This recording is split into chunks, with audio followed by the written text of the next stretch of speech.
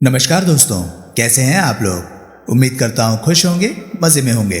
स्वागत है आपका मेरे चैनल स्टोरी टेलर सीपी में। मैं हूँ आपका दोस्त, आपका यार, स्टोरी टेलर सीपी, आपका सूत्रधार। दोस्तों, ऐसे इंटरेस्टिंग कंटेंट्स को पाने के लिए करें मेरे वीडियोस को लाइक और चैनल को सब्सक्राइब, क्योंकि मैं ऐसे कंटेंट लाता रहता हूँ।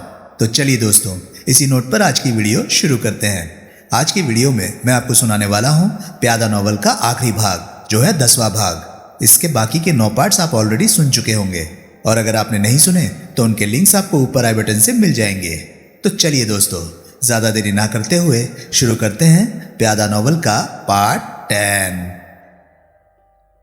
हरीश तेनगोरिया कंसल्टेंट कुकरेजा का सेल्स मैनेजर था। हरीश तेनगोरिया गोरखनाथ डेवलपमेंट कॉरपोरेशन का रिप्रेजेंटेटिव कॉरपोरेटर था। यानी Gorakhnath development corporation consultant Kukreja real estate consultants and brokers की ही एक इकाई थी।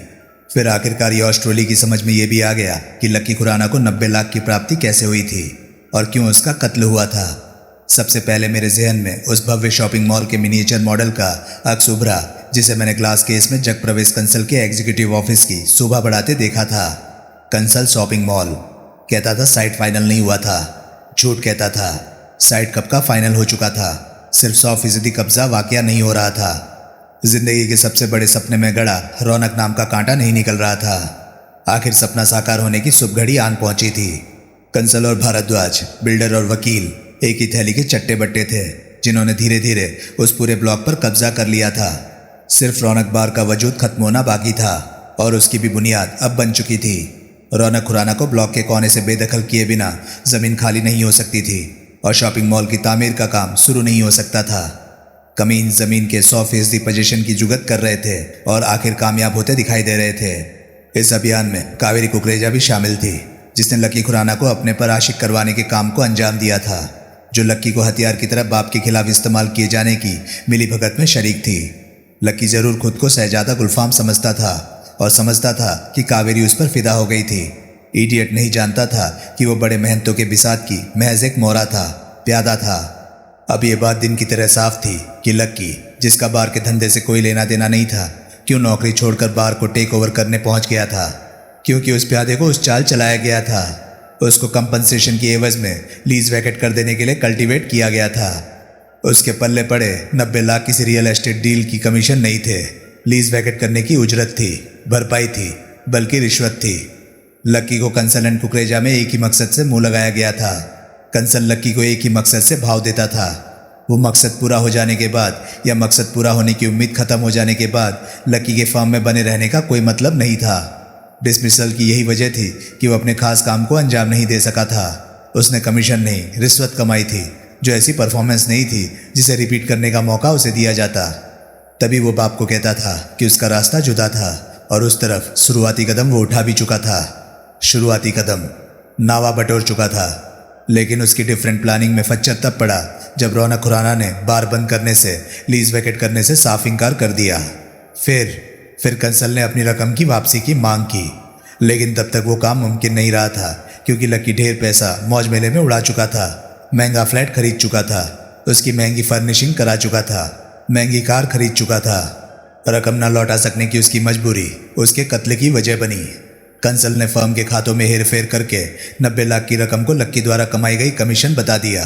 ऐसा करना इसलिए भी ज़रूरी था कि लक्की के कत्ल के बाद उसके माध्यम से, उसको अदा की गई रकम के माध्यम से रौनक बार से अपना नाम जोड़ना कंसल अफोर्ड नहीं कर सकता था। यही बात सौरभ जैन मुझे बताना चाहता था। हम दोनों सही थे। लक्की को रकम वाकई कंसल्टेंट कुकरेजा से मिली थी, लेकिन कमीशन के तौर पर नहीं, लीज वैकेट करने के हर जाने के तौर पर।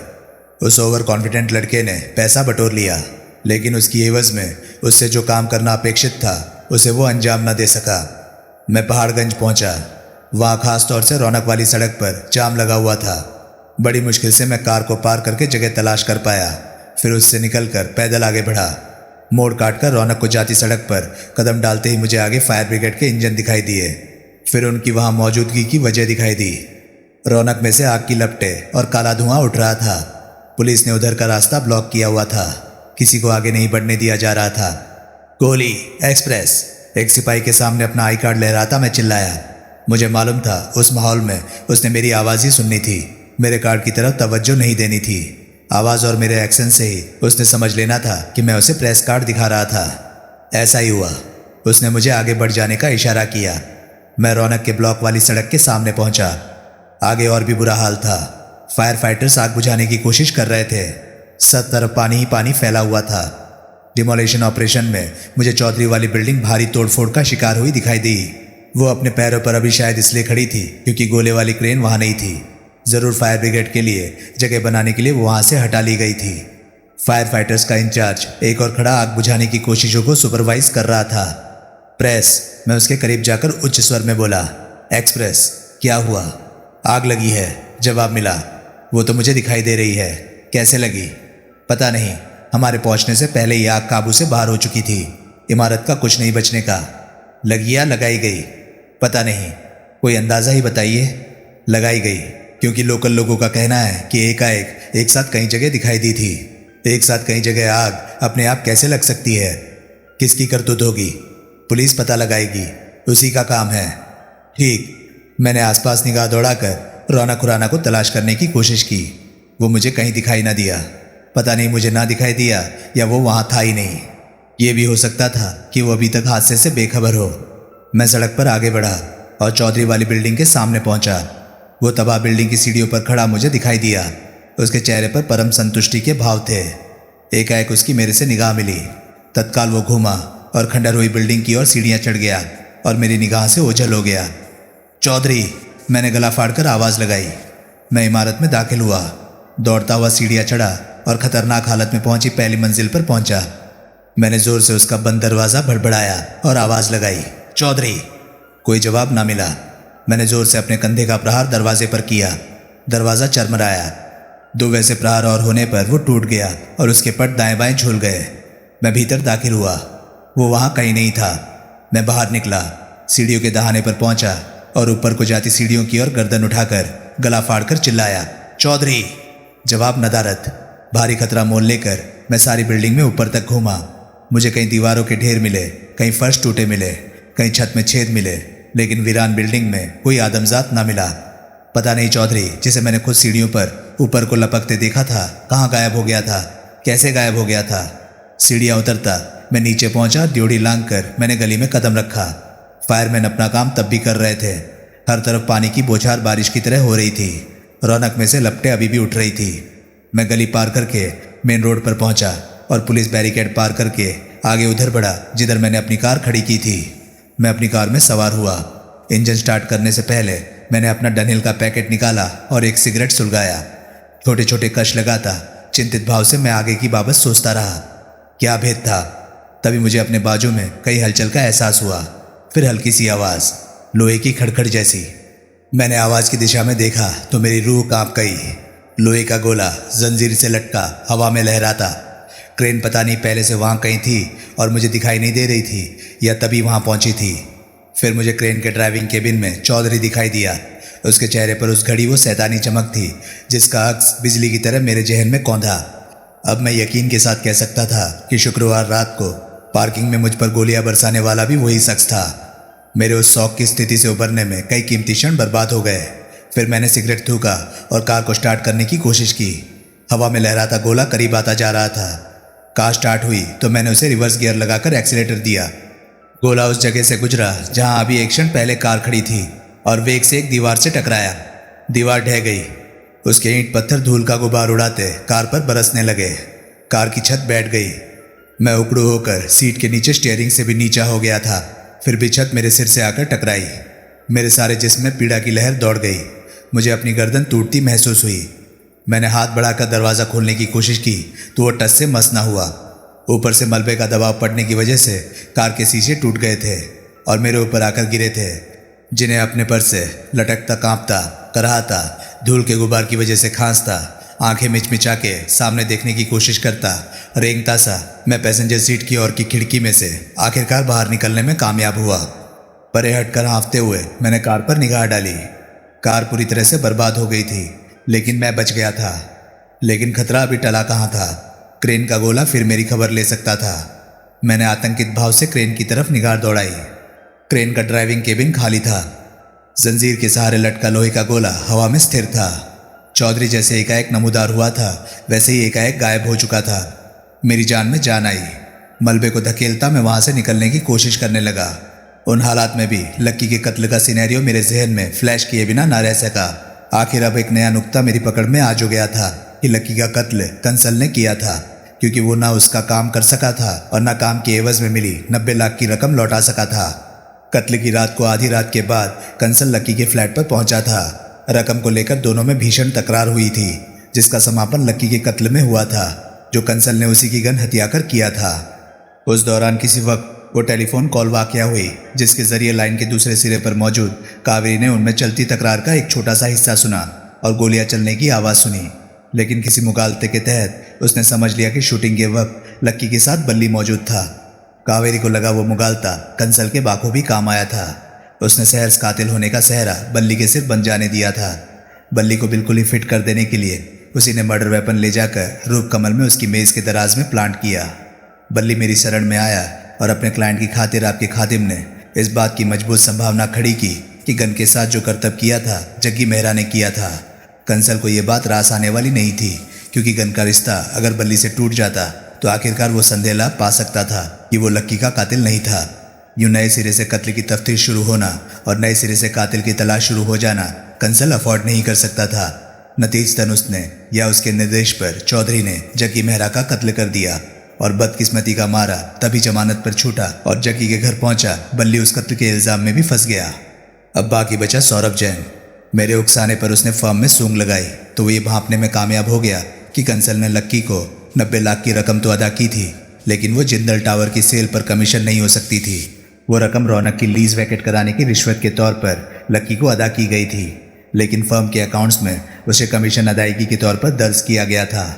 फिर इससे पहले कि सौरभ जैन अपनी उस नायाब खोज की खबर मुझे कर पाता, कंसल और चौधरी में से किसी ने हमेशा के लिए उसका मुंह बंद कर दिया। केस खत्म। क्या वाकई? मैं मलबे के ढेर से बाहर निकला। बड़ी मेहनत से मैंने अपने कपड़े मुंह माथा झाड़ा। कांपते हाथों से मैंने सिगरेट सुलगाया। अब एक अहम सवाल मेरे सामने ये था कि क्या कावेरी की जान को भी खतरा था? बल्ली का नाम लिया जाता सुनकर उसने सोच लिया था कि फ़ोन कॉल के वक्त जो शख्स लक्की के साथ था वो बल्ली था, लेकिन देर सवेर उसे सूझ सकता था, स्ट्राइक कर सकता था कि फ़ोन पर जो आवाज़ उसने सुनी थी वो असल में उसके आदरणीय बॉस जगप्रवेश कंसल की थी। वो पुलिस की स्टार विटनेस थी। ये राज अब छुपा हुआ नहीं रहा था। कंसल को बाखूबी मालूम था कि लक्की के कत्ल के वक्त टेलीफोन लाइन के दूसरे सिरे पर कौन था। ऊपर से कोड में खाज ये कि कावेरी ने अपने बॉस की पीठ पीछे मेरी हेल्प करना शुरू कर दिया था। जब मुझे खत्म करने की 2 कोशिशें हो चुकी थी तो ऐसी कोई कोशिश कावेरी का वजूद मिटाने की भी तो हो सकती थी। सब जमीन के लिए। जर, चन और जमीन को ऐसे ही तमाम फसादों की सबसे बड़ी वजह नहीं कहा गया। कंसल जरूर खुद को शाहजहां समझता था, जो कंसल शॉपिंग मॉल की तामीर को ताजमहल की तामीर का दर्जा दिए बैठा था। मैं वापस रौनक के सामने पहुंचा। आग तब तक बुझाई जा चुकी थी, लेकिन रौनक जो पहले ही बेरौनक था अब बिल्कुल ही खाक में मिल चुका था। रौनक खुराना का तब भी कहीं पता नहीं था। मैंने इंस्पेक्टर यादव को कॉल लगाई। ऑफिस में नहीं है, जवाब मिला। लौटने की कोई उम्मीद? लौट सकते हैं। आप कौन? सुधीर कोहली। पीडी? वही। उनसे कांटेक्ट हो तो बोलना मुझे मोबाइल पर फ़ोन करे, निहायत ज़रूरी काम है। उन्हें नंबर मालूम है?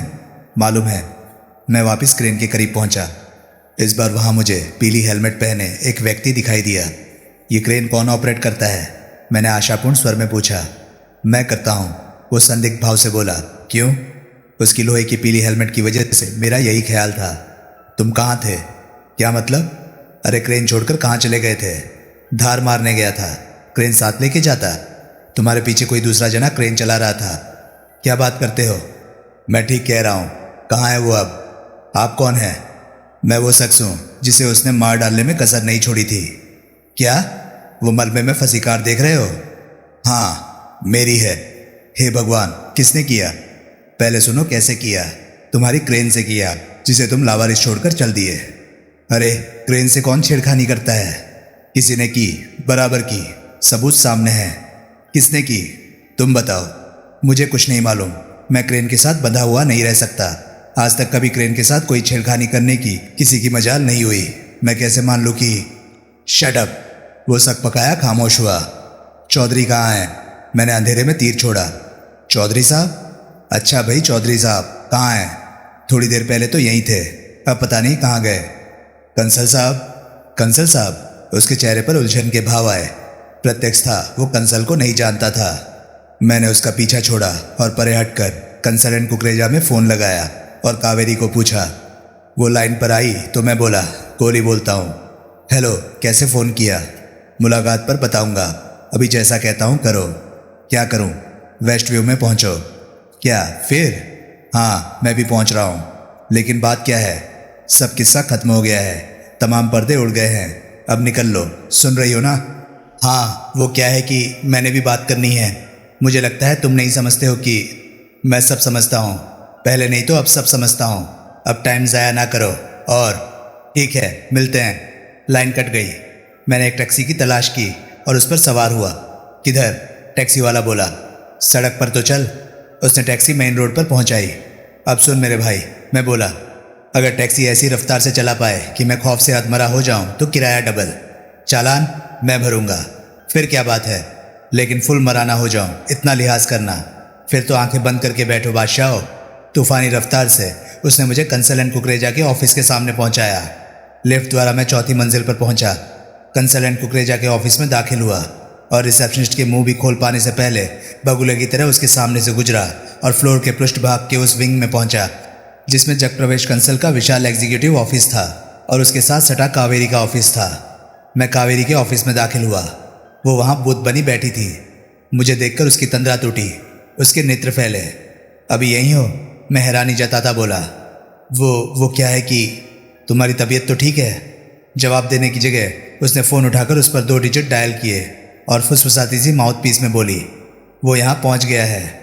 तत्काल दोनों ऑफिस को जोड़ने वाला बीच का दरवाज़ा खुला और कंसल ने भीतर कदम रखा। ऐन उसके पीछे चौधरी था। मैंने गिला करती निगाह से कावेरी की तरफ देखा। वो चौधरी ने परे हटकर वहाँ का वो दरवाज़ा बंद किया जिसमें मैं दाखिल हुआ था। कंसल ने अपने पीछे का दरवाज़ा बंद किया। कावेरी, मैं बोला। वो उठकर खड़ी हो गई और विस्फारित नेत्रों से कंसल की तरफ देखने लगी। मैंने घूमकर उधर देखा तो पाया कि उसके हाथ में गन थी जिसकी नाल का रुख मेरी तरफ था। मैंने जवाब देने की जगह फिर कावेरी की तरफ देखा। वो मेरे से निगाह मिलाने से कतराने लगी। ये वो आदमी है, मैं चौधरी की तरफ इशारा करता बोला, जिसने अभी क्रेन की बॉल चेन से मुझे मार डालने की कोशिश की थी और जिसने पहले पहाड़गंज के खाली प्लॉट में मेरी कार पर गोलियां बरसाई थी। ये यहाँ क्या कर रहा है? कोई कुछ न बोला, केवल चौधरी शैतानी अंदाज में हंसा। तुम्हें तो कहीं और होना था। मैं फिर कावेरी से संबोधित हुआ। इस बार कंसल हंसा। तो ये बात है, मैं बोला। सभी की थैली के चट्टे बट्टे हो, तुम्हें बाज आना चाहिए था। कावेरी दबे स्वर में बोली। मैंने कई बार तुम्हें बताने की कोशिश की। क्या बताने की कोशिश की? कोशिश क्यों की? बताया क्यों नहीं? जो कहना था साफ 2 टुक क्यों नहीं कहा? जैसे आई लव यू कहना सूझा वैसे वो क्यों ना बताया जिसकी अब कोशिश की बताती हो? या जैसे प्यार का इजहार झूठा था वैसे मौजूदा बात भी फरेबी है? कंसल हंसा। तुम शुरू से ही हर बात में शरीक हो, तुम इन शैतानों की संगिनी हो। नहीं, वो बोली, नहीं। तुम समझते क्यों नहीं हो? शायद पहले नहीं समझता था, लेकिन अब समझता हूँ। तुम अब समझता हूँ कि तुम मेरी कोई मदद नहीं कर रही थी। तुम अपने बॉस की मदद कर रही थी और मेरी मदद करने का फरेब कर रही थी। ये झूठ है, यही सच है। लक्की के कत्ल की रात वाली फ़ोन कॉल ही इसका काफ़ी से ज़्यादा सबूत है। तुमसे बेहतर कौन जानता है कि लाइन के दूसरे सिरे पर जो शख्स लक्की को गोलियों से भून रहा था वो उसका सट्टा एजेंट बल्ली नहीं था। तुमने उसकी बाबत झूठ बोला। ये तुम्हारे बॉस की मदद नहीं तो और क्या है? उसने यूं शक्ल बनाई जैसे रोने लगी हो। हर औरत जन्मजात अभिनेत्री होती है, तुम भी हो। रोनी शक्ल क्या, तुम तो घुटनों तक आंसू बहाकर दिखा सकती हो। वो खामोश रही। तुमने लक्की को फ़ोन पर बातों में उलझा के रखा ताकि ये शख्स इत्मीनान से उसे शूट कर पाता। स्मार्ट मैन, कंसल व्यंग्यपूर्ण स्वर में बोला। समझ नहीं पा रहा हूँ कि जवाब में मैं तुम्हें कौन से अलंकार से नवाजूं। तुम्हें अपने बाप का पता ना हो तो ये काम आसान है। बोलो, है ऐसा? You son of bitch. Original, very first, thank you. उसने हैरानी से मेरी तरफ देखा। सारा फसाद रौनक का था, बड़े खलीफा, जिसे तुम किसी भी सूरत में हथियाना चाहते थे, क्योंकि उसके बिना तुम्हारा dream project Kansal shopping mall वजूद में नहीं आ सकता था। उस सिलसिले में बाप पर तुम्हारी कोई पेश न चली तो तुमने बेटे को पटाया। उसके सहयोग की 90 लाख रुपए कीमत अदा की, जो न किसी काम आई न वापस वसूल हो पाई। इसलिए तुमने लक्की का खून किया। मैंने या तुम्हारे इस रीच ने? लेकिन मेरा एतबार तुम पर है। काफ़ी सयाने हो। अब बोलो, बलि के बकरे के तौर पर उसे बाकायदा सेट किया था या वो तकदीर का मारा तुम्हारे जाल में आ फंसा था? मेरे से क्यों पूछते हो? तुम तो मिस्टर नो ऑल हो ना? तभी तो मालूम है कि तुम्हारे नाम में ल गैर जरूरी है। क्या बोला? कंस ही काफी था, नाहक Kansal. Shut up damn you. उस रात इसकी लक्की के फोन कॉल के दौरान बल्ली वहां था और फोन पर इसने बल्ली को सट्टे की किसी रकम की बाबत लक्की से बात करते सुना था। ये बात इसने जरूर तुम्हारी हिदायत पर जोड़ दी थी कि इसने लक्की को बल्ली का नाम लेते सुना था और साथ ही 3 बार गोली चलने की आवाज सुनी थी। इसने फोन क्यों किया? तुम्हारे हुक्म पर, इस बात की तस्दीक करने के लिए किया कि लक्की अपने फ्लैट पर मौजूद था। मेरे हुक्म पर? वो व्यंग्यपूर्ण स्वर में बोला। यानी कि तब मैं कावेरी के फ्लैट पर था? बराबर थे, और कत्ल के इरादे से वहां पहुंचे हुए थे। कावेरी की लक्की को उस फोन कॉल से यह तस्दीक तो हुई कि लक्की अपने फ्लैट पर मौजूद था। साथ ही ये बात भी पता चली कि उस घड़ी अपने सट्टे की रकम की वसूली के सिलसिले में बल्ली वहां मौजूद था। तुमने मौके का फायदा उठाया और ऐसे हालात पैदा किए कि कातिल बल्ली जान पड़ता। बल्ली गिरफ्तार हो गया, लेकिन गिरफ्तारी के बावजूद बतौर पीढ़ी मुझे एंगेज करने में कामयाब हो गया, जो कि तुम्हारे लिए बैड न्यूज़ थी। उसने मुझे बताया कि जिस गन से बल्ली का कत्ल हुआ था वो बाजरिया जग्गी मेहरा लक्की को उसने मुहैया कराई थी। मैं जग्गी के पीछे पड़ा तो तुमने उसे भी खत्म कर दिया। फिर मैंने सौरभ जैन को पटाया, जो मेरी रिक्वेस्ट पर जिंदल टावर के डील की पड़ताल में लगा, तो वो भी तुम्हें अपने लिए खतरा जान पड़ने लगा। लिहाजा तुमने उसे भी रास्ते से हटा दिया। अच्छी स्टोरी सेट की है, अभी सेटिंग आगे भी है। आगे क्या बचा है? आगे मैं बचा ना। तुम्हें मेरे से अंदेशा होने लगा कि मैं बल्ली को बेगुनाह साबित करके दिखा सकता था, जो कि तुम नहीं चाहते थे, क्योंकि बल्ली के फंसे रहने में ही तुम्हारी भलाई थी। वो बेगुनाह साबित हो जाता तो लक्की के कत्ल की तफ्तीश फिर शुरू हो जाती। उसके दायरे में तब रौनक बार भी आता और फिर ये बात उजागर होकर रहती कि उस पर काबिज होने के लिए तुम किस कदर मरे जा रहे थे। लिहाजा अपने इस कुत्ते को उस रात तुमने मेरे ऊपर छोड़ दिया। खुशकिस्मत हो भैया जो बच निकले, चौधरी बोला। उस रोज तुम्हें गैराज में बंद होते ऑटोमेटिक शटर ने बचा लिया। आज किस बात ने बचाया? तुम्हारी नालायकी ने। क्रेन को ठीक से हैंडल ना कर सके, यही बात थी। क्रेन को ऑपरेट करना मुझे नहीं आता था, जो किया तुक्के से किया। मैंने कावेरी की तरफ देखा, उसने केवल एक क्षण को मेरे से निगाह मिलाई, फिर परे देखने लगी। बल्ली को सेट करने में तुम्हारा बराबर का रोल था। मैं बोला, तुम इन्हें पुलिस को फ़ोन करके उन्हें उसकी बाबत कोच किया और उसे प्राइम सस्पेक्ट के रोल में सेट किया। तुमने अपने बॉस के हुक्म पर वो बलि का बकरा सेट किया। 2 कंसल क्रूर भाव से बोला। ठीक कहा, दूसरा मैं। कावेरी मैडम अच्छी हेल्प की मेरी। एन यही किया, वो फुसफुसाती सी बोली। अच्छी हेल्प की, लेकिन काम ना आई। इस सारे झमेले से तुम्हें बाहर रखने की मैंने पूरी कोशिश की। तुम्हें बहाने से दिल्ली से बाहर भी लेकर गई, तुम्हारा ध्यान कहीं और ही लगाने की कोशिश की, लेकिन अफसोस काम ना आई। अब एक हेल्प और करो। क्या? ये बताओ कि ये मैंने कंसल की ओर इशारा किया, लक्की की गन से ही उसका कत्ल करने में कैसे कामयाब हुआ? उसने लक्की की गन कैसे हथियाई? रात के 1 बजे इसके लक्की के फ्लैट में पहुंचने से ही लक्की समझ गया होगा कि मुसीबत आई थी। फिर वो अपनी गन कैसे छिनवा बैठा? कंसल ने अट्ठास किया। कावेरी सुबकने लगी। ओह, मैं बोला। क्या ओह? कंसल बोला। तुम्हारे लिए ये काम कावेरी ने किया। ये डिलेला है जो सैमसंग की ताकत उसके बाल काट के ले गई। कंसल फिर जोर से हंसा। 90 लाख की रकम लौटा पाने के नाकाबिल होने की वजह से लक्की को अपनी जान का खतरा दिखाई देता था, इसलिए उसने अपनी हिफाजत के लिए बाजरिया बल्ली वो गन मुहैया की थी, जो उल्टे उसकी मौत की वजह बनी। Good, nice detective reasoning. Phone call के बाद ये लक्की के फ्लैट में गई। लक्की बाग बाग हो गया होगा और ऐसा बोराया होगा कि उसे पता ही ना चला होगा कि कब ये उसकी गन वहाँ से खिसका लाई। यही बात थी ना कावेरी? मैं मजबूर थी, वो सुबकती सी बोली। क्यों मजबूर थी? बिकी हुई औरत मजबूरी होती है क्या? ऐसे ही तो मैंने नहीं कहा था कि औरत जंगल का सबसे कमज़ोर जानवर होता है। ओह, मुझे अंदेशा तो था कि कुछ गलत होने वाला था, लेकिन मैंने ये नहीं सोचा था कि ये लक्की का कत्ल ही कर डालेंगे। मैंने इनके कहने पर जो कुछ किया, फ़ोन किया, गन चुराई, बल्ली की बाबत पुलिस को झूठा बयान दिया, सब ये सोचकर किया कि वो इनकी रकम की वापसी के लिए लक्की पर प्रेशर बनाने की किसी स्कीम का हिस्सा था।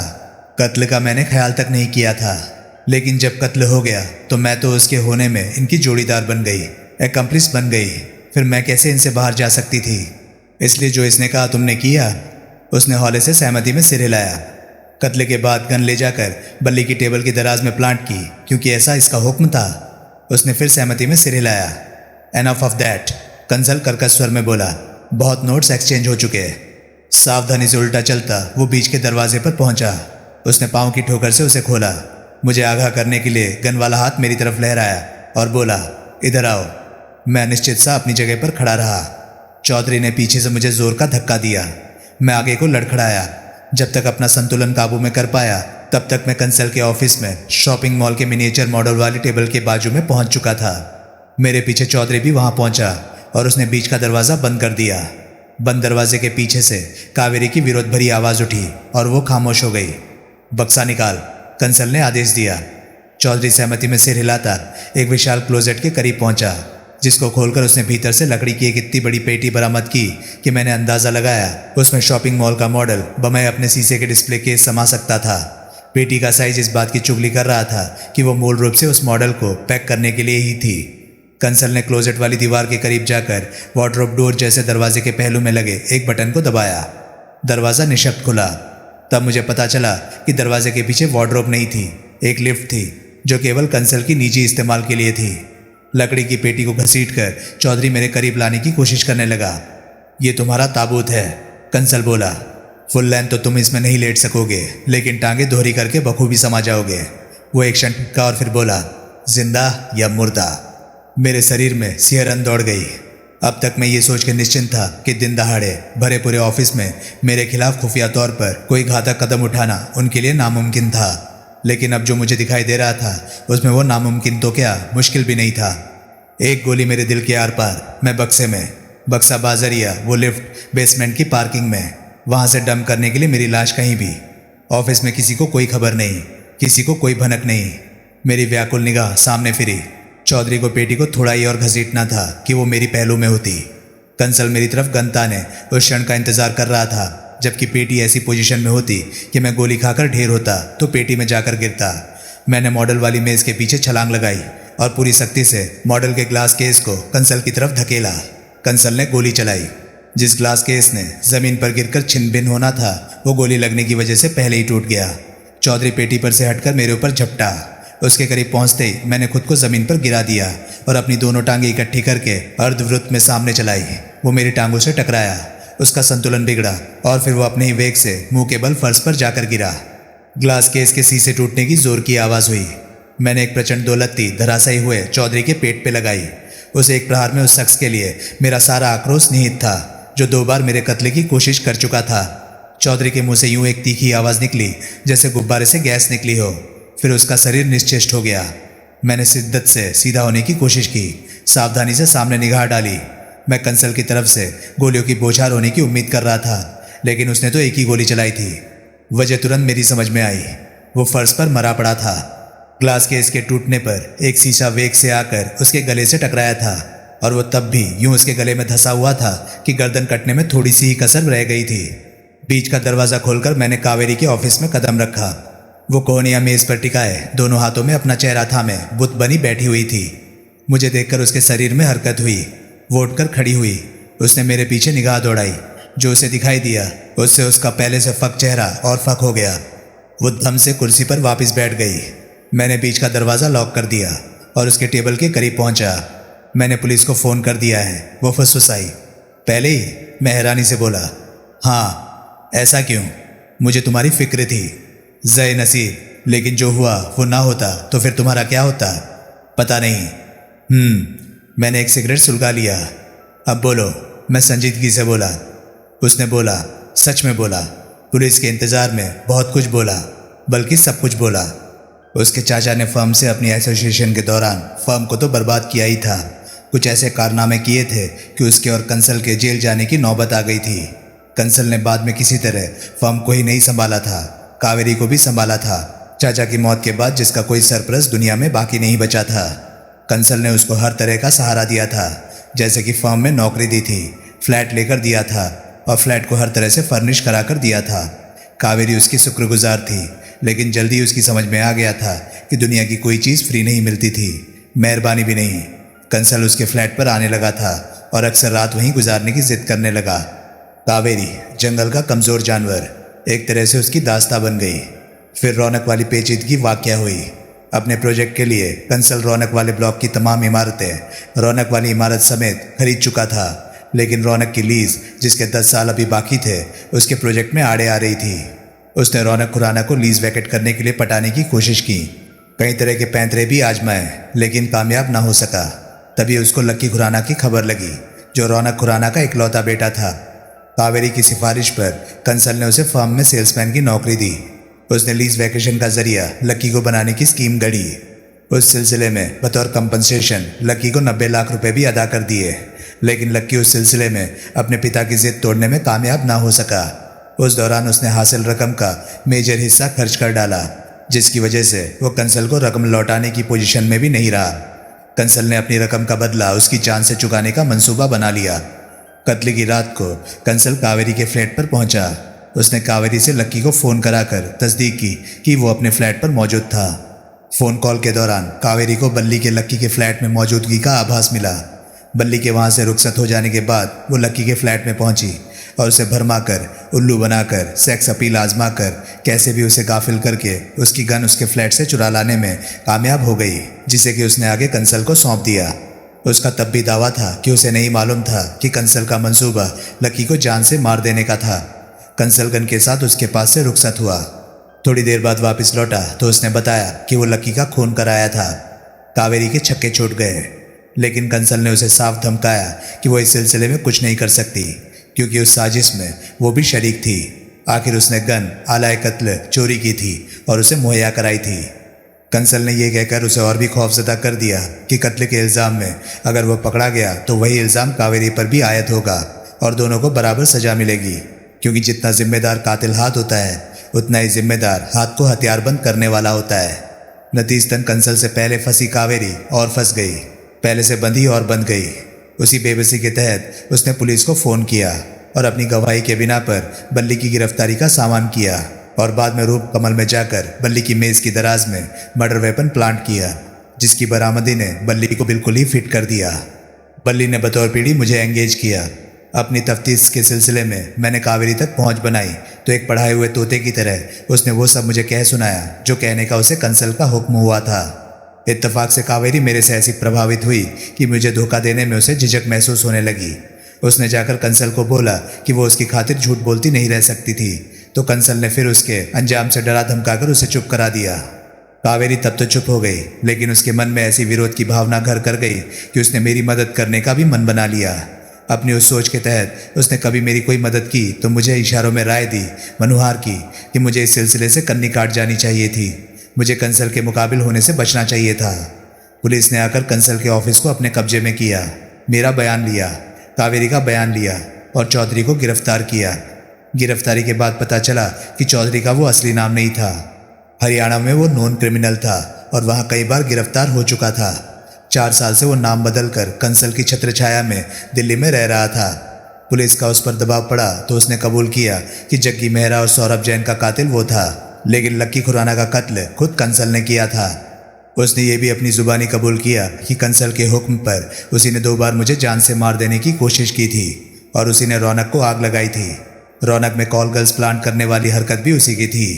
चौधरी ने ये बड़ा राज भी उजागर किया कि कावेरी के चाचा की जिंदगी में फर्म का जो बेड़ा गर्क हुआ था वो चाचा कुकरेजा ने नहीं, कंसल ने किया था। बेईमानी, फ्रॉड, गबन, अंडर दी टेबल पैसे खाने जैसा जो कुछ भी हुआ था वो सब कंसल ने किया था। और जब कुकरेजा ने उसे गिरफ्तार करा देने की धमकी दी थी तो उसने कुकरेजा का कत्ल कर दिया था और फर्जी सुसाइड नोट के जरिए ये स्थापित किया था कि उसने अपने अंजाम से खौफजदा होकर खुदकुशी कर ली थी। पुलिस ने कावेरी से पूरी हमदर्दी दिखाई और चौधरी और जगप्रवेश कंसल मरहूम के खिलाफ केस में उसे सरकारी गवाह बना लिया। चौधरी को फांसी की सजा हुई। कंसल शॉपिंग मॉल तो कभी वजूद में ना आ सका, लेकिन किसी दूसरे बिल्डर ने रौनक वाली इमारत की जगह एक ऑफिस कॉम्प्लेक्स खड़ा कर दिया, जिसके ग्राउंड फ्लोर पर रौनक पहले से ज़्यादा सजे धजे और शानदार रूप से बरकरार रहा। बल्ली कत्ल के इल्ज़ाम से तो बरी हो गया, लेकिन इतनी बदनामी और एक्सपोजर के बाद सट्टा एजेंट ना बना रह सका।